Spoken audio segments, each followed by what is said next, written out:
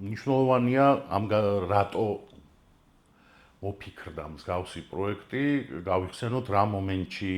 მოხდა ეს ყველაფერი, ეს იყო ჩვენ ამაზე ფიქრი დავიწყეთ 2010 წელს. და ჩავთვალეთ, რომ საჭირო იყო რაღაცა სოციალური პროექტის გაკეთება, რომელიც საზოგადოებას მეტნაკლებად ცოტა ტრაფარეტულად ჭრს უკვე ეს ფრაზა, მაგრამ სარკეში ჩაახედებდა რაღაც საკითხებზე ადამიანებს და უბრალოდ სურვილი იმისი, რომ გვეჩვენებინა როგორც კარგი, ისე ცუდი და პლუს ეს ყოფილიყო ადამიანებისთვის არამოსაწყენი, არა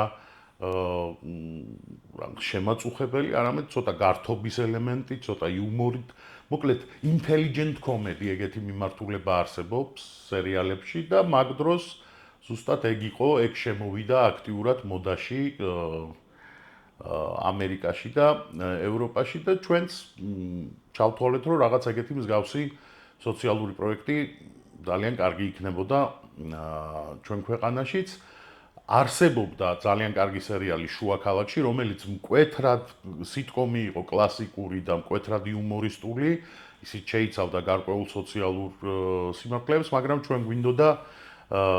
ცოტა უფრო კინოს ფორმატში გაკეთებული, უფრო რეალისტური სურათით, ასე ვთქვათ, გვეჩვენებინა რა გვჭირს, სად ვართ, ვინ ვართ, როგორები ვართ და გველაპარაკა ამაზე და რაღაცა დისკუსია გამოგვეწვია ადამიანებში. პირველი მცდელობა, ექსპერიმენტი ჩვენი იყო ჭამა და სექსი გადავიღეთ ფილმი, რამდენიმე ნოველა, რომელიც გახდა, ასე ვთქვათ, ჩვენთვის არგუმენტი საფუძველი იმისი, რომ გვეფიქრა, რომ შეგვიძლია გავაკეთოთ მსგავსი პროექტი. თან ქეთის ჰქონდა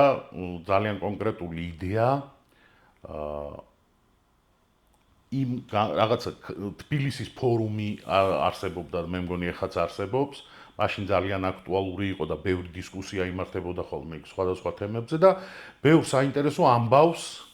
ყვებოდა ხოლმე იქ ადამიანები საკუთარ ცხოვრებაზე და სხვადასხვა ცხოვრებისეულ სიტუაციებზე, რასაც ყვებოდნენ და კეთი თქვა, რომ ამაზე შეიძლებოდა ამ მასალაზე როგორც ინსპირაციაზე დაყრდნობით რაღაცა საინტერესო გაგვეკეთებინა და აი ესე ბევრი ვიფიქრეთ, საკმაოდ, მინდა ვთქვა, მათ შორის სახელზე ბევრი ვიფიქრეთ. თავიდან იყო დაქალი რაღაცა ცოტა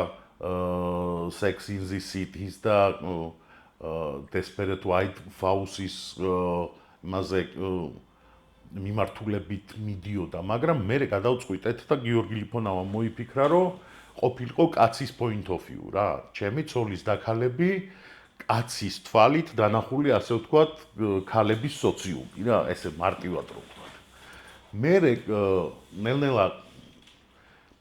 3 სეზონი გქონდა თავიდან ჩაფიქრებული, რომ 3 სეზონს გადავიღებდით, რაღაცა მიზანი იყო, რომ რაღაც კარგი სიახლე გაგვეკეთებინა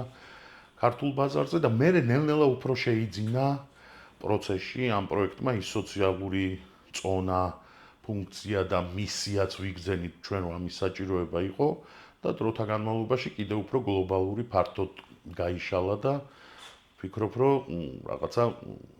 გარკვეული თავისებური ეპოქა შექმნა არა მარტო ამ ჟანრში, არამედ მთლიანად ქართული საზოგადოებისთვის ჩემი ცოლის დაქალები რეალურად გადაიქცა, ეხლა არათანმდაბლურია შეიძლება ეს განცხადება, მაგრამ გარკვეულ საკულტო პროექტად.